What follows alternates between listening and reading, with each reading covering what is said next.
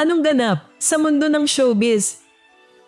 Ibinabalik ni veteran singer-actress Shasha Padilla ang Lifetime Achievement Award na iginawad sa kanya ng Aliw Awards Foundation matapos umano siyang makaramdam ng kawalan ng respeto sa ginanap na 38th Aliw Awards.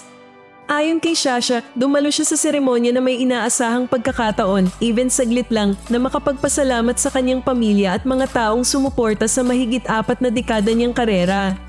Sa halip, tinawag umano sa entablado ang mga Lifetime Awardees bilang isang grupo. Iniabot ang tropeyo at agad pinababa ng walang pagkakataong magsalita. Imbes na makaramdam ng karangalan, napakaliit ng pakiramdam ko habang bumababa ako ng entablado, pahayag ni Shasha, dahilan kung bakit niya napagdesisyon ng isa uli ang parangal. Iginiit niyang hindi siya naghanda ng mahabang talumpati kundi simpleng pasasalamat lang mula sa puso.